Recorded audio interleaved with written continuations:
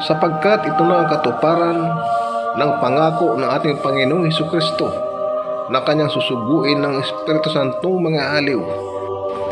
Makakarinig kayo ng mga digmaan at alingaw-ngaw ng mga digmaan. Ingatan ninyo, huwag kayong magulumihanan, sapagkat kailangan ito'y maganap, datapot hindi pa ang wakas. Ang gabi po muli mga kababayan, sa atin po magpapatuloy sa ating mga nasimulang pag-aaral. Ang mga oras po na ito mga kababayan ay lubhang napakahalaga sapagkat sa pamamagitan ng mga araling ito, dito nabubuksan ang ating mga kaisipan. Ibig sabihin, higit nating pagkanasain na mabuksan ang ating mga kaisipang espiritual kaysa mga bagay-bagay na nangyayari sa ating daigdig.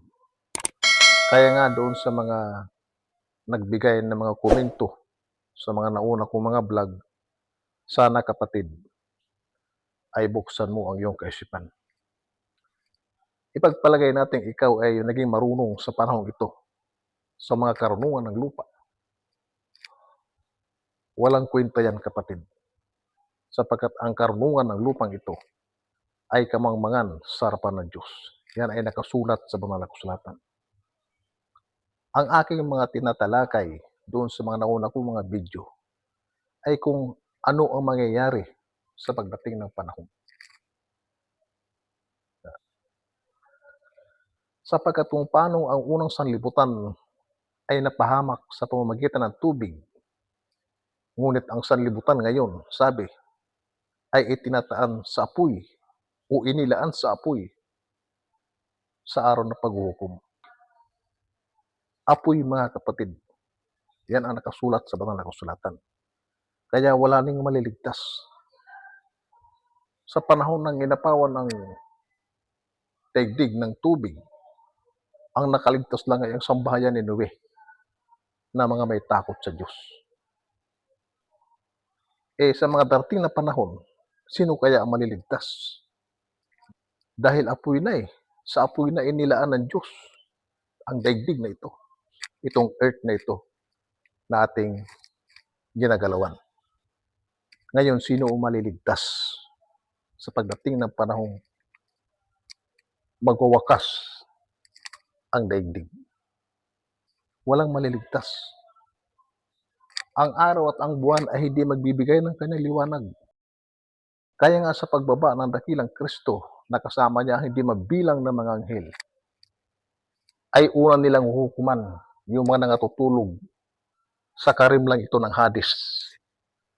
Ang karimlang ito ng Hades, mga kababayan, ay isang daigdig na napakaraming mga nangamatay na nangatutulog. Milyong taon na ang nakararaan. Naghihintay sila sa paghuhukom. Naghihintay sila sa pagbaba ng dakilang Kristo para mahukuman sila. At ang ilan sa mga espiritu na natutulog sa baging ito ng karimlan ng Hades ay binigyan ng Diyos ng pagkakataon na muling isilang sila sa mga katawang laman para makapagsisi ng kanilang mga pagkakasala. Kaya nga nasusulat sa mga kasulatan na dadalawin ko ang katampalasanan ng mga magulang sa mga anak hanggang sa ikatlo at ikaapat na sali ng lahi ng mga napupuot sa akin. Yan ang salita ng Ama. Kaya nga yung ibang mga natutulog sa karimlang ito ng Hades ay ibinaba muli sa mga katawang laman para mahanapan ng kaligtasan ang kanilang mga pagka-espiritu sa pagdating ng panahon. At pagkatapos na mahukuman ang bahaging ito ng karimlan ng Hades, saka pala sila ngayon bababa.